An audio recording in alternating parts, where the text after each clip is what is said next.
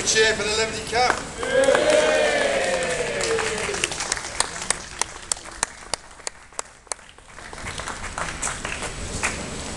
Is everyone familiar with the significance of the cap?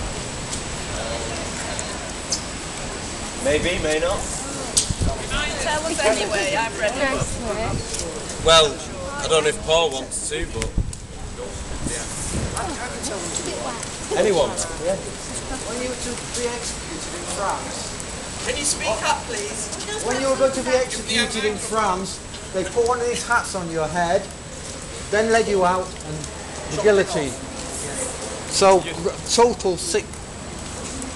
When you were being executed, about to be executed in France, during the revolution particularly, and before particularly, you had one of these caps, Liberty. So you were led out, and you had your head chopped off with this cap on. The terrible, sick irony there that people who were about to die, in a lot of cases it was Liberty, because their life they had to leave. So that's the significance of the Liberty cap.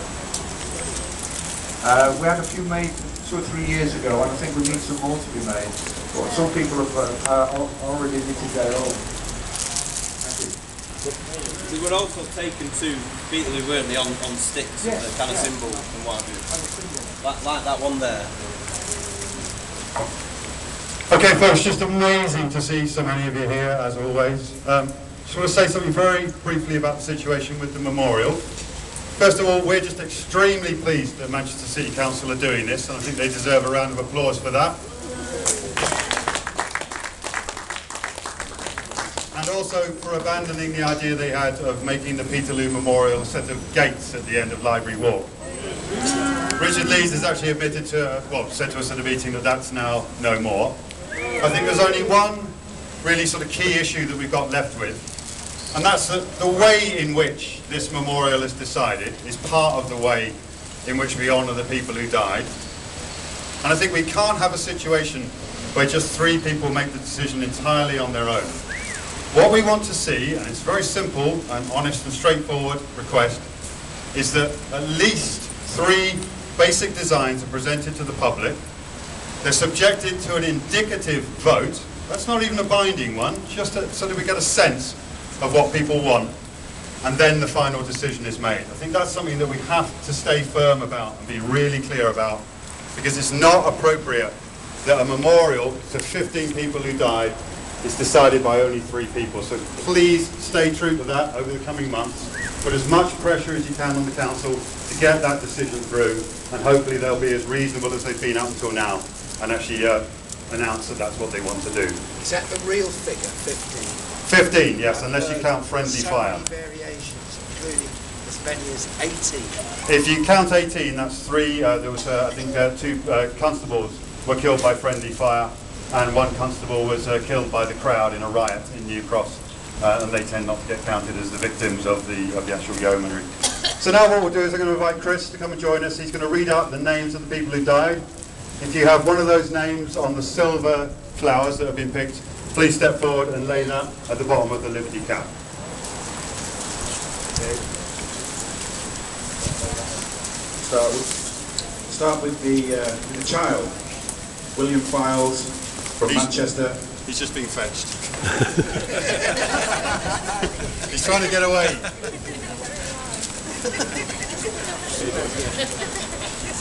The child, William Files from Manchester, who was trampled by the cavalry. And he's laid that underneath the Liberty cap.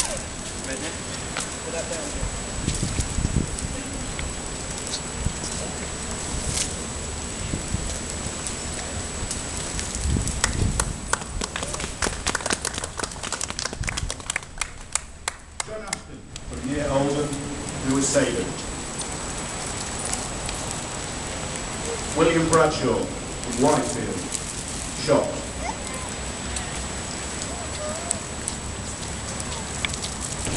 Thomas Buckley, Chadderton, sabred and bayoneted.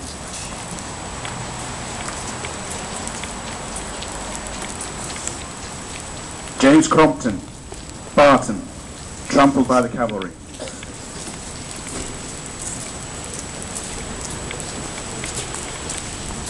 Edmund Dawson, Saddleworth, Sabred. William Dawson, Saddleworth, Sabred.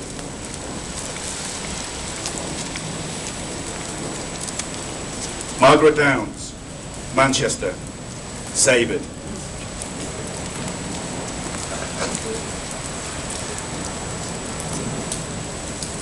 Mary Hayes, Chorlton Row, trampled by the cavalry.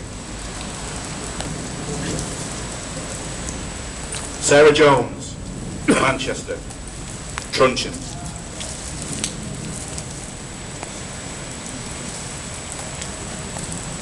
John Lees, Oldham, sabred and truncheon.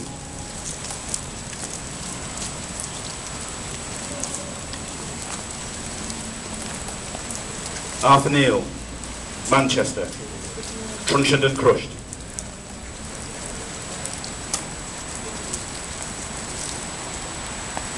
Martha Partington, Barton, crushed in cellar.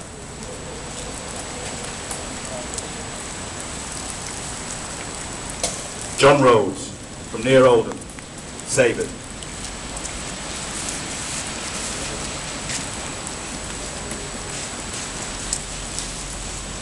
Joshua Whitworth, from Hyde, shot.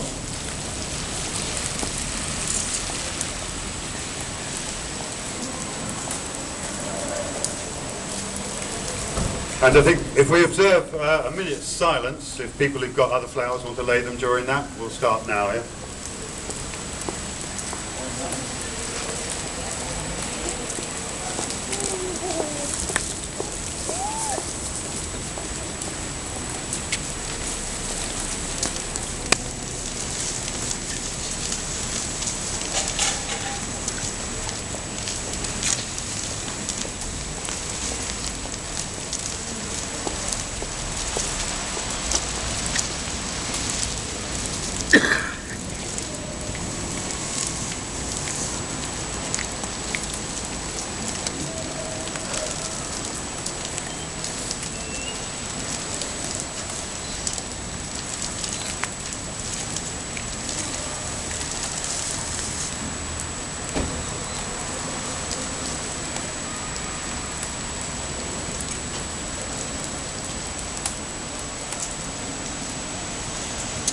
Okay, again, just brilliant, so many of you here. We're going to finish on a song, which is always appropriate, I think.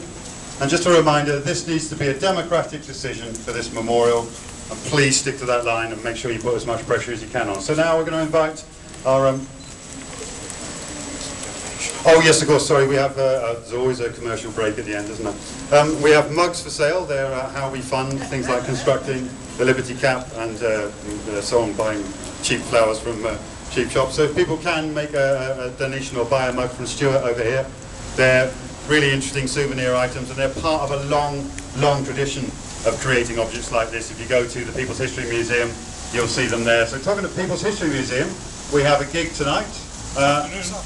This afternoon. Do you want to come and let people know about the details before we sing?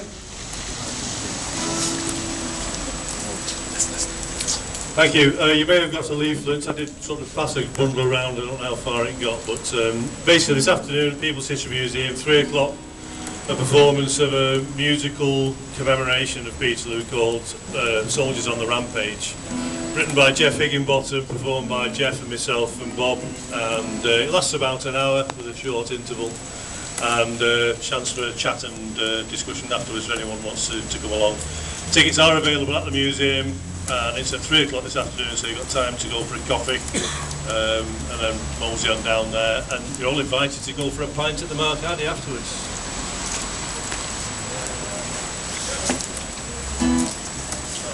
Stand under here to try and keep the guitars down.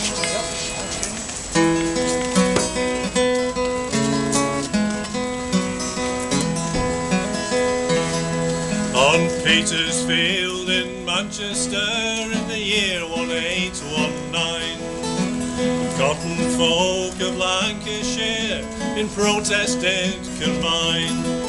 Corn laws had brought their crippling tax, the price of fruit near broke folks' backs, and set alight a smouldering flax, the bristled many a spine. Salute once more these men of yore, who were to conscience true, gave their blood for the common good on the field of Peterloo. The 16th day of August brought the sound of marching feet, when workers 60,000 strong in Petersfield did meet. In Mount Street from an upstairs room, the magistrates looked down in gloom, saying, "Stop this rabble of the loom, our vengeance will be sweet." Salute once more these men of yore, who were to conscience true, gave their blood for the common good on the field of Peterloo. Soldiers mowed folk down like flies, they pierced them where they stood. They heard not men or women's cries, their sabres dripped with blood. 15 died and some were lame, and hundreds more were hurt and maimed, while the tyrants watching, unashamed, said it will do them good. Salute once more these men of yore, who were to conscience true, and gave their blood for the common good on the field of Peterloo. For many a year folk struggled on till 1832. Reform Act came, corn laws were gone, and food was cheaper too.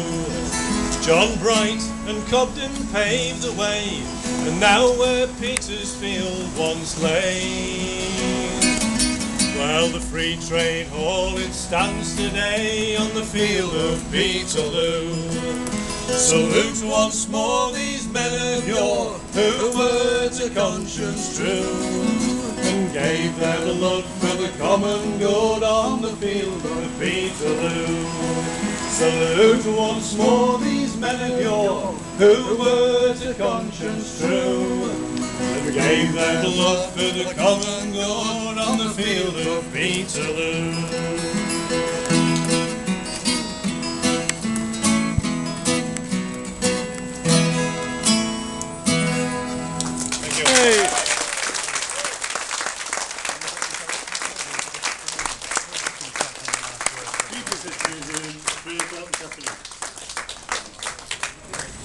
This is going to stay now, owing to the cooperation of Manchester Central. We hope it's going to stay for a long time. Please encourage others to come and visit it and to lay flowers beneath it so it stays as long as possible. Thank you very much for turning up, and we hope we don't see you next year. We hope we see you actually in front of a proper memorial. Okay, thanks very much.